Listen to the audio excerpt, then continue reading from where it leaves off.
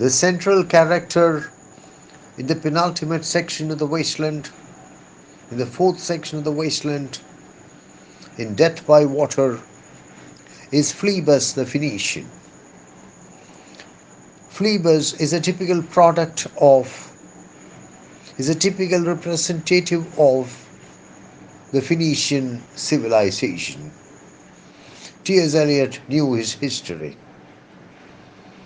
and the Phoenicians created a civilization in what is now Syria, what is now Lebanon. The Phoenician civilization was based in coastal Syria and coastal Lebanon, and it flourished between BC 1100 and BC 200.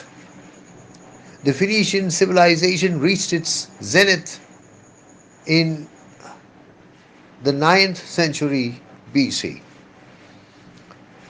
The Phoenicians were adept merchants, expert seafarers, and relentless explorers. They had a passion for expansion. They were passionate expansionists. They created the world's oldest verified alphabet, which became the basis for the Greek alphabet, which in turn was adopted for the Latin script. The Phoenician civilization, despite its material prosperity, collapsed due to internal and external pressures. T.S. Eliot sees the Phoenician civilization as a metaphor for contemporary Western civilization, because the contemporary Western civilization is, like the Phoenician civilization, commercially oriented, materialistic, and expansionist. The poet uses the Phoenician civilization as a metaphor for contemporary Western civilization, but more importantly, he uses the Phoenician civilization as a warning for contemporary Western civilization. The Phoenicians fell, never to rise again. The Westerners are going to fall, and they will never rise again. The sharp warning, citing the example of the Phoenicians, delivered to the wastelanders, the sharp warning delivered to the wastelanders and through the wastelanders to contemporary Europeans, to contemporary Westerners, is contained in the last two lines of the section. O you who turn the wheel and look to windward, consider Phlebas, who was once handsome and tall as you. The lines are addressed to you, the people of the wasteland, the people of contemporary Europe. And who are they? They are people who turn the wheel. The wheel is a favorite symbol of T.S. Eliot.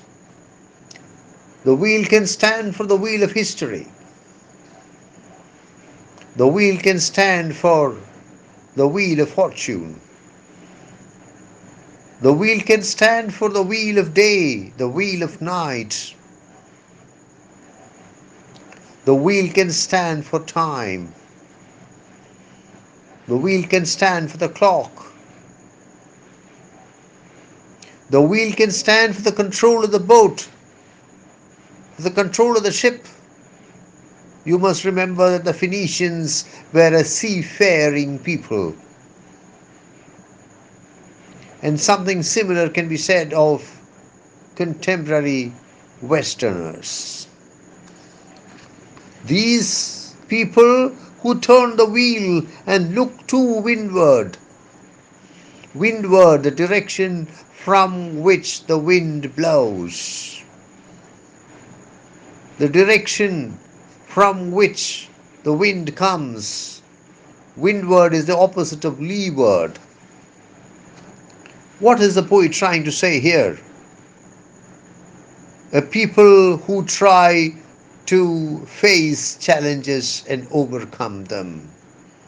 Look to windward. They don't run away from the wind. They try to face the wind. They try to overcome the wind. They try to conquer the wind.